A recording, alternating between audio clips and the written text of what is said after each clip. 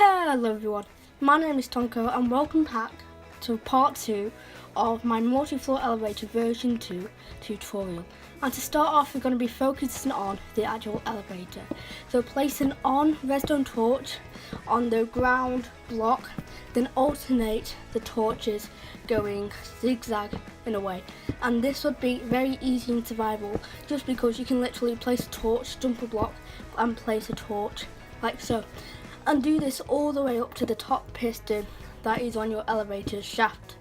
And now once you are done this, place a block every off redstone torch, place a repeater on one tick on those blocks like so, and then place redstone torches on each of these blocks like that, so they should be off. And now these bottom blocks, place a redstone repeater on that block set to 3 ticks, and then keep on doing this so it's alternating all the way up to the top of redstone torch once again. Now I'm just doing it this way so it's a block of choice that can be wherever you want, and then a redstone piece on top of that, just because it's a lot easier to alternate the levels, so like so.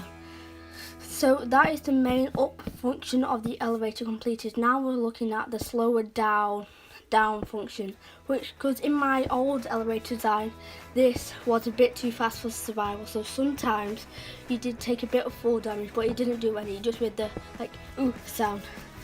So yeah, this is very easy. All it is a block with the redstone on, a repeater set to 2 ticks with the block, and then a piece of redstone set on the side, which should be the right side with the block in front of that, and then of course a redstone torch on top of that. Now this will slow down the down sequence so you do not take any fall damage whatsoever, which you didn't do in the previous design. It's just sometimes you did, sometimes you didn't. So I wanted to make it so that it always won't be didn't, just for this design. I haven't done it with any of my elevators apart from the realistic one, which I might be doing a tutorial, but that is a much bigger design than this one, because this one is the smallest one that I have, and I don't know if it's the smallest in total, but I know it is very small.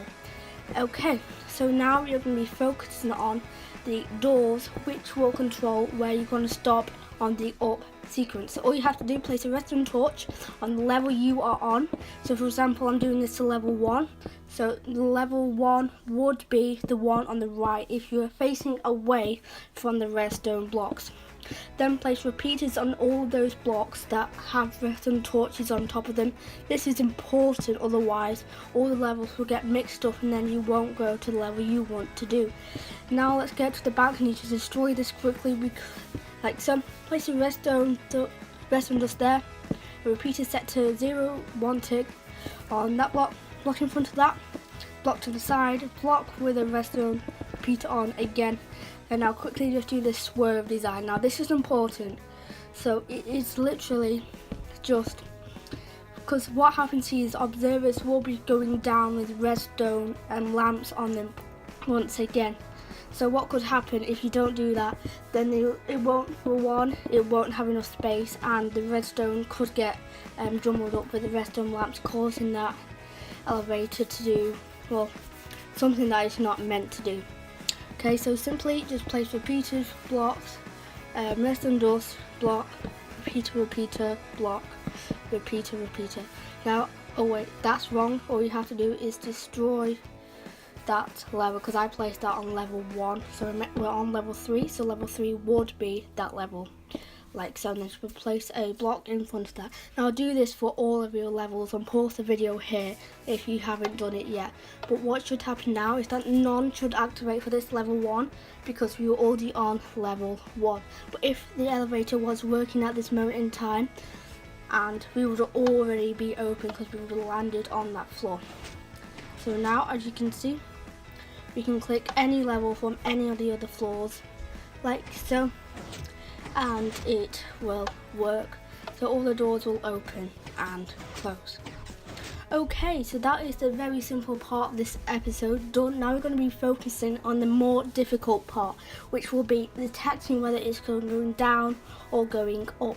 Now this was the most challenging part, because in my old elevator design it did not have this. You had to press a button whether it was going up or down. But this one, this is how mainly I got it so compact, and I have thought of a different way to doing it. than the old design. So what you have to do for level 1, you place a piston on the blocks that are below the level. Like, this should not happen because I've done this wrong. So I'll fix that in a minute. But say you're on level 2, you will place a piston on the level 1 torch because it is underneath it, and with a solid block underneath, with a solid block on the face. That is actually important because what's going to happen is we're going to have trapdoors, which I've got here, and they're going to be powered.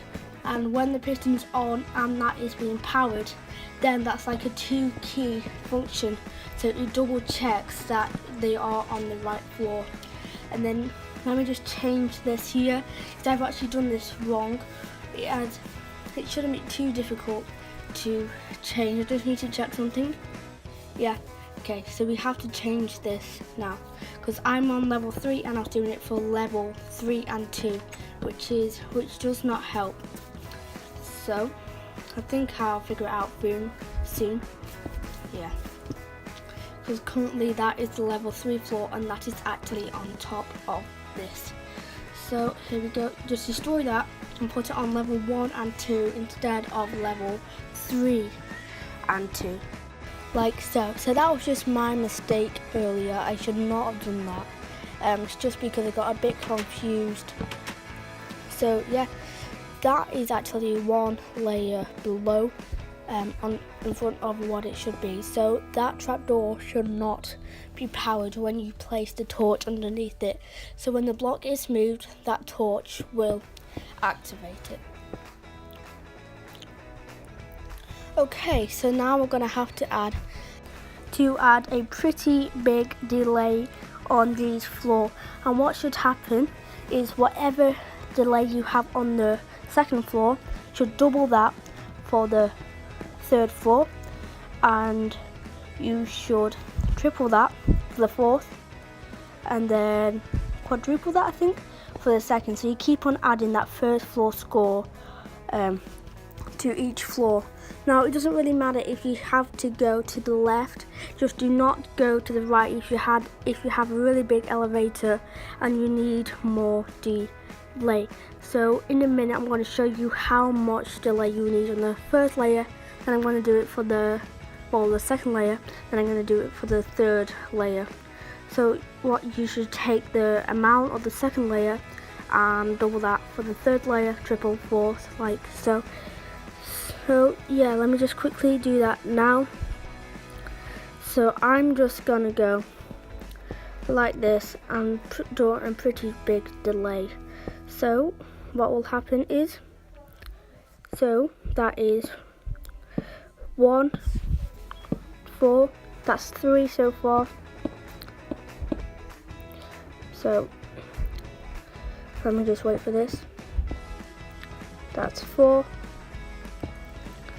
And then, so that will be 4, so the next one should be about 8. If you can do more, then that is the best. So the more you do it, it's the best the outcome. I'm going to do it for quite a lot because, so it doesn't really matter, it just has to be a lot. It can't be any less, but it can be a lot more. So if you really wanted to, you could do the same amount for every single level, like so. So I'm doing quite a lot here just to check that this works, and later on I could lower it down and test if the first 4 works, so then I can know if everything works and make changes in the final episode of this series, which probably I will have to make quite a bit of changes because I won't get this done first time, knowing me. So just then place repeaters on each of those like that, with the redstone across that, with the block up like that, and then just repeater or blocks like this, and then simply just connect that like that. So I'm just doing a really big delay just to make sure that it actually works like so. And sadly that is all I have time for. Stay tuned for the next episode of this tutorial and I'll see you all later.